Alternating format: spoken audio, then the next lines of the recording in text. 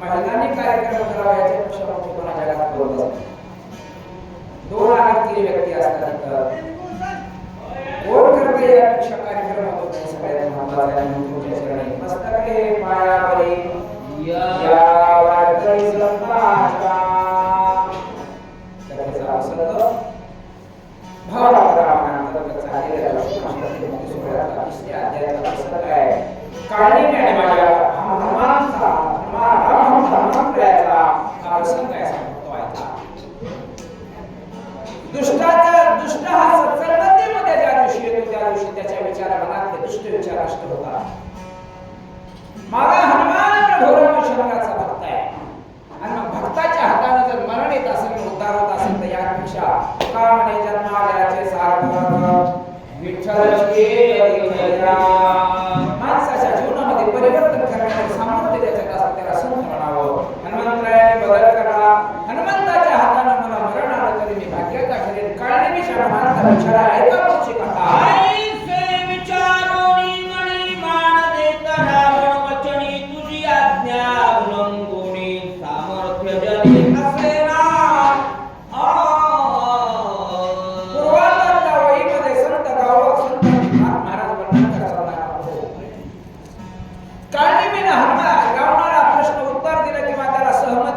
पाठीमागचं कारण एक आहे. त्या माझ्या हनुमंतरायाच्या हाताने मरण आलं तर गोसाईचे पद मिळाल्याशिवाय राहणार नाही. स्वर्गगतीला गेल्याशिवाय राहणार नाही. हा मनात विचार केला. रावण काय सांगतो याच्यावरती त्या काळनिमीचा विचार नव्हता. पण माझ्या हनुमंतरायाच्या हाताने माझा जर त्या ठिकाणी उद्धार होत असतील तर म्हणून हनुमंतराया त्या काळनिमीनं रावणाला सहमती केली. आणि मग रावणालाही मोठेपणा द्यायला सुरुवात केली. कारण का ज्याच्या राज्यात राहावं लागतं त्याला मोठेपणा द्यावाच लागतो बरं का. नाही तर जगू देत नाहीत गुरुजी, वागू देत नाहीत. अनेक प्रसंग बघावलो, अनेक फोन येतात माणसांना. आणि म्हणून काळनिमी म्हणतो राजे तुमच्या शब्दाचं उल्लंघन कोण करणार म्हणून अनुमती दिली आणि पुढच्या कार्याला लागले म्हणता. ऐसा कोण आहे थोर जो उल्लंघू शके तुझे उत्तर वेगे करोनी नमस्कार निशाचर उसळला. असा कोण थोर आहे? काळनिमी बोलतो. राजा रावणा ज्याच्या बंदीखान्यामध्ये असणारे हे त्या 9 ग्रह आहेत. 33 कोटी देव ज्याच्या बंदीखान्यात आहेत. त्याचं बोलणारा माझ्यासारखा सामान्य कोण आहे? काळनिमी सारखा माणूस नाही, शक्य नाही. आणि म्हणून मला स्वामीचं काम करायचं. स्वामी नव्हता पण स्वामी मानावं लागतं कधी कधी. स्वामीचं काम करायचंय. अंगामध्ये वीर श्रेणी संचारली गेली. कुणाच्या? काळनिमीच्या. फक्त उद्धारात्मक विचार मनात केला आणि काळनिमी सरसावला म्हणतात पुढच्या दिशेने ऐका. पर्वता पावे जव मारुती तवा पण गेला शीघ्र गती माया केली ती निगोती तिहे निश्चिते परिसावे. ऐका सद्भक्तो, माया किती कठीण आहे. हा मायेचा घाट या जीवाला आणि शिवाला दोघांनाही बंधनात घालू शकतो, हे लक्षात ठेवा. माझ्या मारुतीरायाचा वेग काय होता? मनाच्याही पेक्षा पलीकडे माझ्या मारुतीरायाचा वेग होता, पण त्याच्याही पेक्षा पलीकडे राजेभाऊ काळनिमीचा वेग होता. हनुमंतराया त्या पर्वतावरच्या पायथ्याशी येणार त्याच्या अगोदर काळनिमीनं घाट घातला आणि काळनिमी तिथं जाऊन बसला. भक्ताला फसवायचे, छळण करायचे. भक्ताचं छळण करणं हे चांगलं नव्हे. ज्यानं भक्ताचं छळण केलं त्याचं दळण भगवंत केल्याशिवाय राहत नाही, लक्षात ठेवा. काळनिमी समोर गेला आणि काळनिमी समोर जाऊन कशा प्रकारचं प्रयोजन करतो ऐकूया. म्हणतात तेथे जाऊनी रक्षोगान केला श्रम निर्माण, फळे जळे संपूर्ण वृक्षारोपण अतिरम्य. रम्य केलं. हॉटेलमध्ये जातो, आता उन्हाळ्याचे दिवस आहेत. कोणत्या? ज्यूस प्यायच्या हॉटेलमध्ये जातो आपण.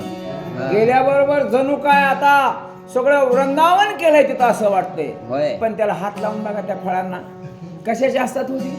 नकली. असली कधी कामाला येते सद्भक्तो, लक्षात ठेवा. एका क्षणात त्या काळनिमीनं तो मनोरम अशा प्रकारचा आश्रम तयार केला. काय पाणी तयार केलं, काय झाडं, वृक्ष, फळं, फुलं, सगळ्या फळांनी फुलांनी बहरलेली बाग तयार केली. का? गोवायचे ना, त्या हनुमंताला फसवायचे ना. लक्षात घ्या, जगामध्ये प्रत्येक माणूस हा दुसऱ्याला फसवण्याचा प्रयत्न करत असतो, पण दुसरा फसत नसतो, स्वतः फसत असतो. काळनिमी मनात विचार करू लागला. सुंदर प्रकारचा मनोरम आश्रम, त्याला तिथं अडकावायचा प्रयत्न हनुमंतरायासाठी करू लागला. आपण घेऊन अग्निहोत्र तापास वेशे निशाचर, दिसे उपवासी निरंतर, गेले उदर खपाटी. सोंग आहे. दंबे करू भक्ती सोंग दावू जना, अंतरी भावना वेगळ्या. पण माझ्या भगवंताला माहित आहे, चित्ताचा तू साक्षी, तुझं कळे सर्व. किती करू गर्व आता पुढे. काय केलं? साधूचं रूप धारण केलं. अंगावरती जटा वाढवल्या गेल्या, अंगावरती भगवा. आता ज्याच्या मनामध्ये वाईट विकृती आहे, वाईट माणसानं काही करता येतो. विकृतीचा माणूस आहे, उघड असलेले मध्ये गेले. अंग पोट उदरात घातलं. मी वारंवार सांगत असतो नेहमी, मंदिराच्या शिखरावर बसलेला कावळा कधी साधू होत नसतो, आणि नदीच्या काठावर बसलेला बगळा कधी संत होत नसतो. हे सोंग आहे. सोंगाचा माणूस तेव्हाच कळतो, आंतरिक भक्तीचा माणूस तेव्हाच कळत असतो. माझ्या हनुमंतरायाला अडवण्यासाठी गेलेला काळनिमी अगदी अग्निहोत्रीचं रूप धारण केलं. त्यानं राम जपमाळा करायला सुरुवात केला. पण एक लक्षात घ्या, उलट्या नामे तरला वाल्मिक. मरा राम राम म्हणायला लावलं, पण तो मरा मरा मरा मरा म्हणत होता. आणि एक दिवस त्याच्या मुखामध्ये राम हा शब्द आला.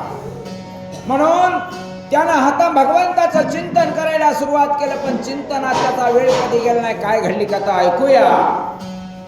माता जटाचा संभार, परिधान त्यासी वल्कलांबर, वस्त्री वाढले सृष्णोस्थार, अति विचित्र भासते. काही करता येतं, जेवढं चमकतंय ते खोटं असतं, लक्षात ठेवा. असली कधीच नसतं. माणसानं विश्वास ठेवून वागा. जीवन जगत असताना खरा आणि खोट्याचा निवाडा करता आला पाहिजे, त्याला माणूस म्हणावं. डोक्यावरती केस एवढे वाढवले की अंगावरती लोळत होते. जटाळ हरी असणारा तो दिसत होता. काय रूप धारण केलं, तपश्चर्या करायला सुरुवात केलं. अंगावरती केस वाढू लागले. एवढं भयंकर रूप धारण केलं त्या काळनिमीनं. जणू काय एखादा 1000 वर्ष पाराशर ऋषी सारखा तपश्चर्या करायला बसलेला ऋषी सारखा दिसत होता. मुख में राम और बगल में छुरी है. भाव भिन्न आहे, वृत्ती वेगळी आहे, पण त्या वृत्तीचा उपयोग कसा कसा काळनिमी करतो. लिंग बुडाले की सातवान प्रस्तरूप तेथ, जप करीत एकाग्र. जप करायला सुरुवात केली त्या काळनिमीनं. अद्भुत रसाचं वर्णन ग्रंथ कल्पेनाथ महाराज करतात. 9 रस भरीत रामायण आहे. वीर रस आहे, करुण रस आहे, विभत्स रस आहे, श्रृंगार रस आहे, अद्भुत रस आहे. आणि म्हणून रामायणातली प्रत्येक ओवी ज्या दिवशी तुम्ही वेगवेगळ्या स्वरात वाचताना त्यावेळेस अंगावरती शहारे निर्माण होत असतात. तो अद्भुत रस मांडला गेला. अंगावरच्या केसाचं वर्णन केलं. भयंकर स्वरूपात दिसू लागला. बुबुळे डोळ्याखाली गेली, डोळ्याच्या माळ वर काढलेली आणि मग जपमाळ धरली. विचित्र रूपानं त्या ठिकाणी तपश्चर्याच्या रूपानं बसलेला काळनिमी आता काय करतो हाती घेऊनी जपमाळी बुबुळे नेली भवया तळी. जैसी खेचरी मुद्रा लाविली तैसी शैली दिसत आहे. शैली कशी दिसू लागली? शैली ढोंगीपणाची. ढोंगीच होता तो, पण त्याच्या मनात एक भाव होता. दुष्टाच्या हाताने मरण्यापेक्षा सद्भक्ताच्या हाताने कधी मरण यावं चांगलं आहे. हातामध्ये जपमाळ केव्हा नेली असेल, कधी निर्माण केली असेल?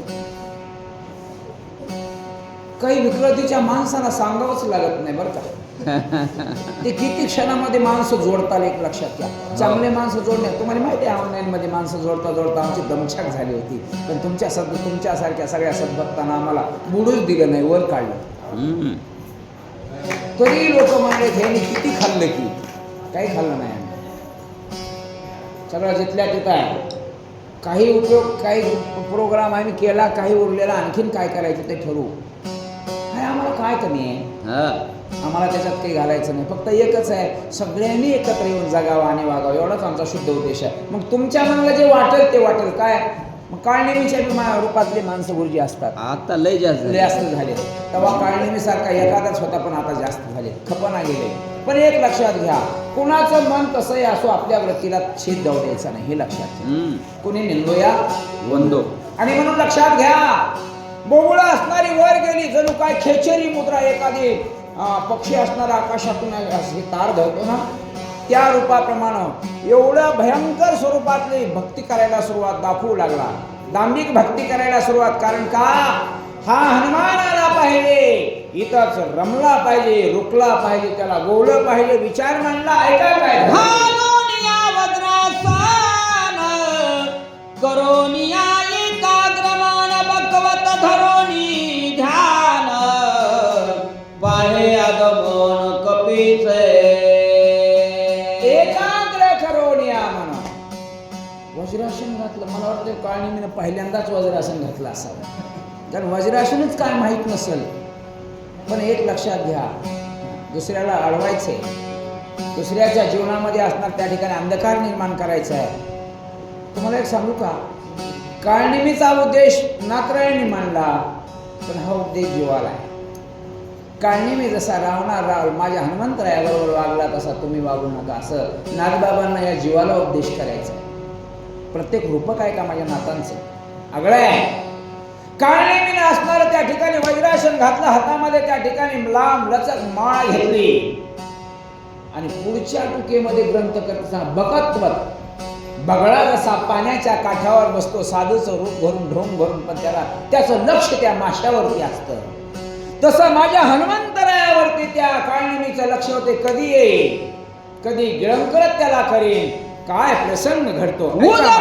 माझी असे बा जैसा कोणी सात्विक जळवासी पुण्य श्लोक. ऐसा देख दिसत से, कैसा देख दिसत असे, ऐसा देख. जसा कमी पाण्या नदीच्या काठावर, समुद्राच्या काठावर कमी पाण्यामध्ये बघा असणारा साधूचं रूप धारण करून बसतो. जणू की माशाला वाटतं हे महामुनी ऋषी आले, दर्शन घ्यावं. पण ज्या वेळेस ते दर्शन घ्यायला येतात त्यावेळेस तो बगळा त्यांना काय करतो? संपवून टाकतो. म्हणून बगळ्याच्या रूपानं जगणाऱ्या, कावळ्याच्या रूपानं जगणाऱ्या लोकांपासून सावध व्हा, हे माझ्या ग्रंथकर्त्यांना तुम्हाला उपदेश करायचा आहे. जणू की काय पाण्यामध्ये बसलेला बगळा संत होऊन आलाय, साधू होऊन आलेला आहे, पूजन करतोय अतिथींचं, अशा रूपानं तो बसला होता. आणि मग त्या ठिकाणी तो भगवत रूपानं बसला, तसा काळनिमी बसला नव्हता. मत्स्यालिया दृष्टी तळी घटका मुनी सगळ्या देवी राक्षस कपट भेळे कपी आगमन शैली पहा कसा कपीचं आगमन कधी होईल हा विचार काळनिमीच्या मनात आहे. होय. उदाहरण त्याला जोडून दिलं माझ्या ग्रंथकर्त्यांनी. जसा नदीच्या काठावर बसलेला बगळा कधी मासा येईल आणि मी त्याला कधी गिळंकृत करील. होय रूप दुसरं कोणतंच नाही, हे सोंग आहे. हे सोंग धरून पोट भरण्याचं साधन निर्माण करू लागला कोण? बगळा. तसं हा भगवत रूपी असणारा हनुमान कधी येईल आणि मी दुष्ट रूपी काळनिमी त्या भगवत भक्त रूपी राम त्या हनुमंताला कधी संपवीन याची वाट पाहत होता. आणि वाट पाहता पाहता काय प्रसंग घडतो आहे का? दक्षिण दिशेच्या भागी जैसी मुसवोतीली लागी की नक्षत्राचा पुण्य स्वर्गे दिसे वेगे धावत खरी ज्याची सेवा भय काय त्याच्या जीवासत बघतो आहे का? तसा लाल भंग दक्षिण दिशेकडून जसा मूस ओतावी एखादा तप्त असणारा अग्नीसारखा गोळा यावा, अशा रूपानं माझा हनुमंत आले का? चिंता नाही. चिंता तुम्हा आम्हाला आहे, जीवाला चिंता आहे, बद्धाला चिंता आहे. काय आम्हा वस्त्रापोटाची या चिंता? अरे पांडुरंग आमचा पाठीमागाने उभा आहे, तो आमचं सारलं करणार आहे. जीवन जगताना जे जीवनाला कधी भेट नाही त्याला संत आपुले मरण पाहिले म्या डोळा तो झाला सोहळा उपन्य. कशाची चिंता आहे? ज्याच्यामुळं जीवनातलं एक सार लक्षात ठेवा, अटळ आहे मरण अटळ. आणि त्या मरणाची चिंता काय करायची आपण? बरं, चिंता केली तर टळणार आहे का? ते नाही टळणार. म्हणून माझ्या हनुमंतरायाने विचार केला निशंकपणे. निधड्या छातीनं दक्षिण दिशेकडून जिथं काळनिमी बसला होता तिथं आगमन झालं म्हणतात. हे बाळ सूर्य उदया आला तैसा एक सेदालुला ना तरी शेष मनावरी निष्ठला मनी निघाला तरवया.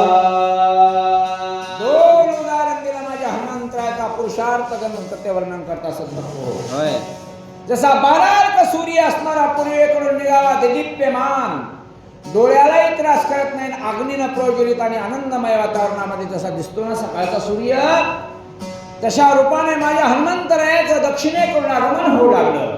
दुसरं उदाहरण मला वाटतं ग्रंथकर्त्यांना हे उदाहरण कमी पडलं असावं, वाटलं असावं, पण दुसरं उदाहरण दिलं. जसा एखादा नाग असतो, नाग रात्रीच्या वेळेला एखाद्या जंगलामध्ये काय करतो? आपला तो मस्तकातला मणी असणारा काढतो आणि तो मणी त्या ठिकाणी ठेवतो. त्याचा उज्ज्वल असा प्रकाश पडतो आणि त्या प्रकाशाच्या साह्याने तो साप चरत असतो. अशा स्वरूपानं माझे हनुमानजी दक्षिणेकडून येऊ लागले म्हणतात. ऐसे उड्डाण कपिनाथाले पर्वताचे माता देखता कांत राक्षस चित्ता धीर सर्वता न धरवे. काय भक्तीची शक्ती आहे सद्भक्तो. काय भक्तीच्या त्या वाटा मददावाल्या सुभटा शूरानी वीर स्वामी काजी सादर. काय भक्तीच्या त्या वाटा मददावाल्या सुभटा. काही भीती नाही मनामध्ये, कसल्याच प्रकारचा असणारा मनामध्ये खंत नाही, शंका नाही, निशंकपणे निद्रया छातीनं पर्वताच्या माथ्यावरती आगमन झाल्याबरोबर काही थोडेसे हलक्या काळजाचे राक्षस होते.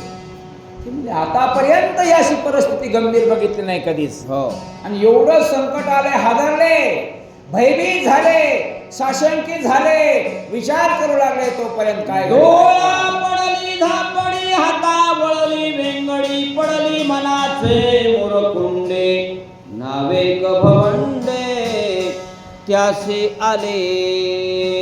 ऐका, राक्षसामध्ये असलेल्या भीतीचं त्या ठिकाणी वर्णन ग्रंथ करताय. डोळ्याला झापडी पडली गेली म्हणतात, हातापायांना वेंगळी आली. असमर्थ माणसं त्या ठिकाणी असल्या प्रकारचं त्या ठिकाणी लक्षण दिसून येतं असमर्थ माणसाचं. जो समर्थ आहे ना, देह जावो आत्मा राहो पांडुरंगी दृढ भाऊ. का मस्तक तुटो या शरीर तुटो फुटो, कशाची चिंता नाही.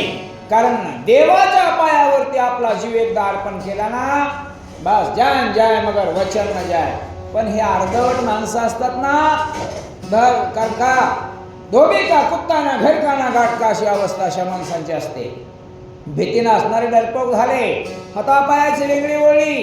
काही राक्षस त्या ठिकाणी धास्तीनं त्या ठिकाणी सैरा वायरा पळू लागले माझ्या हनुमंतराया. विचारोनी आपुलेच दी म्हणे मज झाले काय, आठवण आहे कार्याचे. दुर्बल अवस्था, दुबळी अवस्था काही माणसाची होत असते सद्भक्तो. का कमकुवत विचाराची माणसं अशी करत असतात. ज्याचा विचार शुद्ध आहे, ज्याची भक्ती शुद्ध आहे, हो द्या ना. काय होणार आहे गुरुजी? कोण एकदा कधी जातेस ना, शुद्ध विचार म्हणा, जे होईल ते होईल. फक्त एवढंच आहे, आचार विचार आणि उच्चार चांगले ठेवा, जीवन चांगलं जगा. म्हणून वेंगडी पडली, भोवंडी आली, मुरकुंडी निर्माण त्या ठिकाणी पडली. मग उठून विचार करतो, काय झालं मला काही कळालंच नाही. जसं एखाद्या चक्कर येऊन असणारी भोवळ येऊन माणूस पडावा ना, आणि काही क्षणानंतर तो सावध व्हावा. आणि सावध झाल्याच्या नंतर स्वतःलाच विचार करतो, काय झालं आपला